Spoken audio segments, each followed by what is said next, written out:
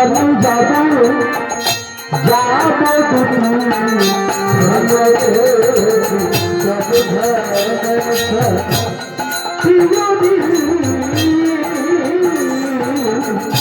মায়ের চরণে প্রণাম করে পাপু বেলা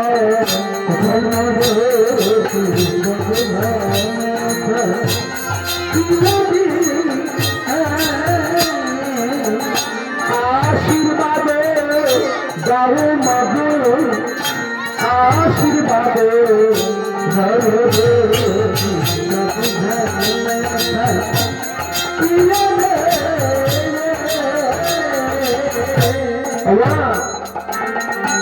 আজ তুমি অতি সাবধানে থাকবে কথা বললে লক্ষণ মায়ের পুত্রের সম্মুখ হইতে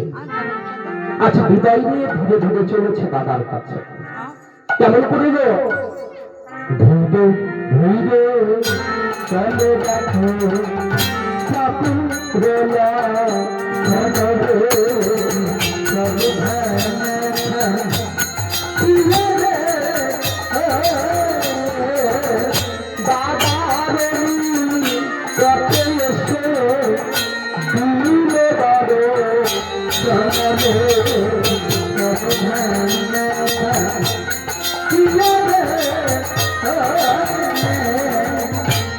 দাদা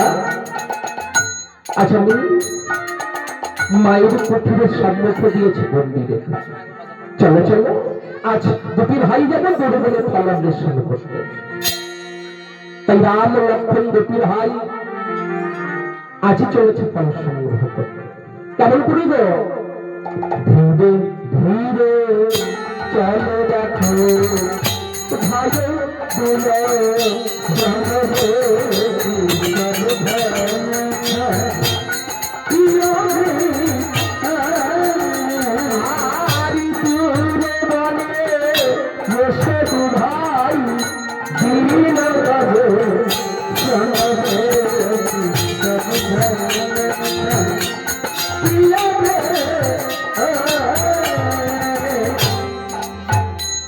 রাম লক্ষ্মণ দুটি ভাই মগো আজ এসেছে দুর্বনে আর এই দুর্বনে সে দেখতে পাই বড় বড় বৃক্ষ কিন্তু ওই বৃক্ষ মাঝে কোনো সুমিষ্ট ফল নেই যে ফল দিয়ে দুটি ভাই করবে পিতাকে সপিণ্ড করণ রামচন্দ্র ডেকে বলে লক্ষ্মণ দেখ ভাই ভালো করে তুই চেয়ে দেখ বড় বড় বৃক্ষ রাখলো ফল তাতে ভালো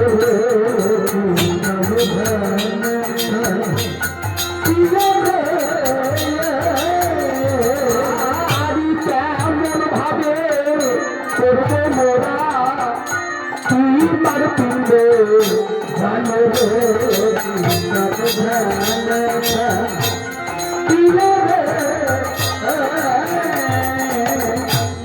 ভাই বড় বড় বৃক্ষ আছে কিন্তু ওই বৃক্ষের মাঝে তো কোনো সুমিষ্ট ফল নেই বল না কেমন করে কি দিয়ে করবে পিতাকে সপিণ্ড করো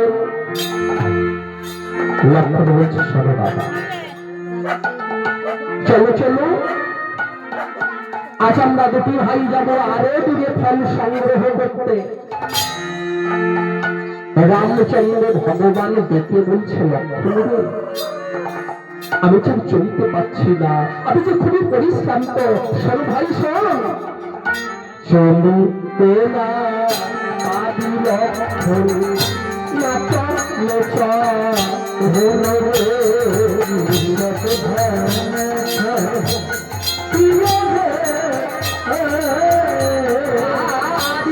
কেমন ভাবে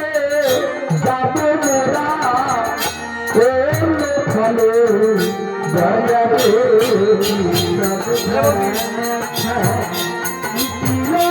সবাইকে দাও সবাইকে দাও তো